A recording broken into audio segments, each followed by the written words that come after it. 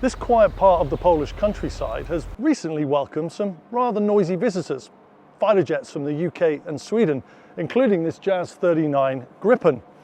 Both of these aircraft can accelerate to beyond the speed of sound, Mach 1, rapidly. So why are they here? Well, let's just say it's not an air show.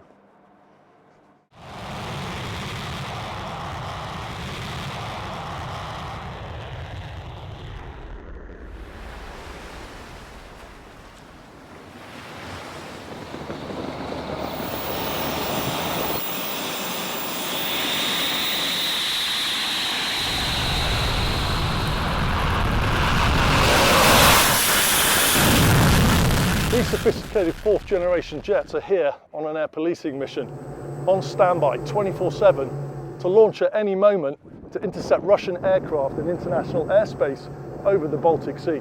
Most of those Russian aircraft are flying out of Kaliningrad, around 50 miles away from here, and a matter of minutes flight time for these NATO jets. Gentlemen, how are we? Very well, thanks you.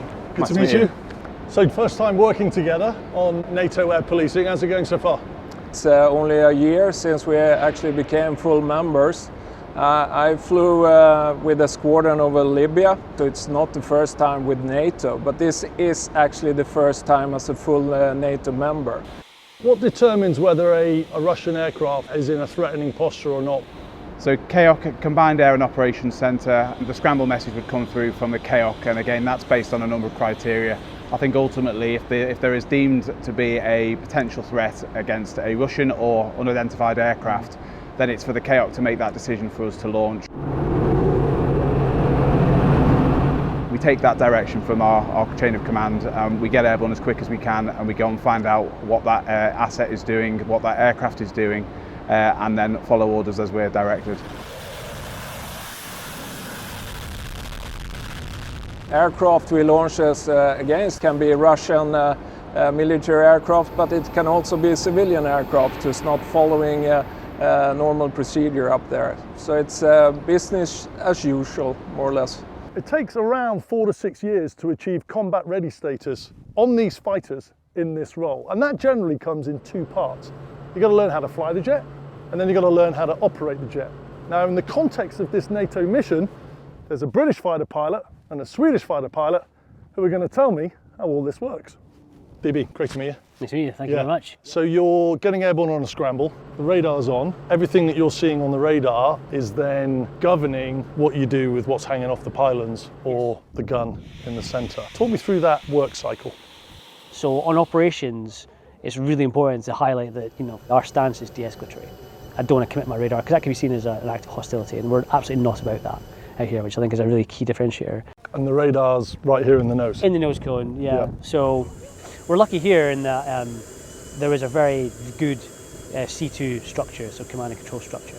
A lot of the way intercepts are organised out here is actually, we give them quite a lot of vectors, which is ideal because it means that I don't have to rely on my radar. And I can typically follow the GCI, my control agencies, vectors to find and intercept an aircraft I'm intercepting. And those control agencies can either be on the ground or in the air? Or airborne, yeah, absolutely. And they can at least key you into the right piece of airspace. I can then find it with my radar. Using the clock code, where are you trying to position yourself to, as you say, minimise that misconstrued perception that you might be a threat? It does depend on the aircraft that you're intercepting. I imagine that 7 to 8 o'clock position, or on the opposite side if it's required for weather, for example. And that allows us to arrive in a benign position that gives us an opportunity to actually assess, look at the aircraft, is it behaving in any erratic manner, for example. We'll report that up the chain, and then we will conduct any follow manoeuvres as we're requested. So if we're directed to have a look in the cockpit, I would ease out, I would overtake very slowly, I'd give myself the opportunity to pause and actually have a good look, see if I can see the eyes of the guy flying it, and then report that back. We're here as a defence function for Poland, and that's an amazing opportunity for us as junior pilots.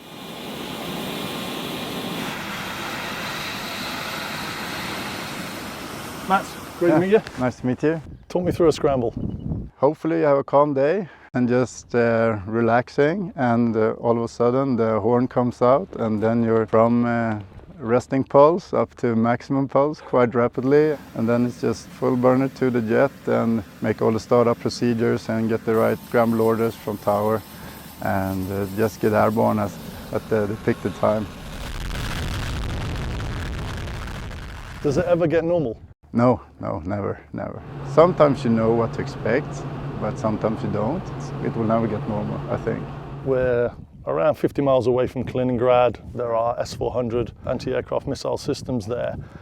How are you negotiating that potential threat in terms of the intercepts that you're having to make? Of course, they are there. We see when they're active. Since the situation right now isn't that hostile to NATO aircraft, especially not on international borders or in NATO territories. So yeah, we see that they are there, and of course it raises some kind of thought when you're airborne. But our mission there isn't to counter those threats, is to make NATO solve its mission to just intercept the aircraft. We're aware, but it's not too stressful, I would say. I wasn't really sure what to expect when I came down here, because as a full member you have to be adapted, integrated to NATO fully. But I must say, together with the Polish host nation support and also UK, it's been really a fast transition into NATO, and I think the cooperation has been really good.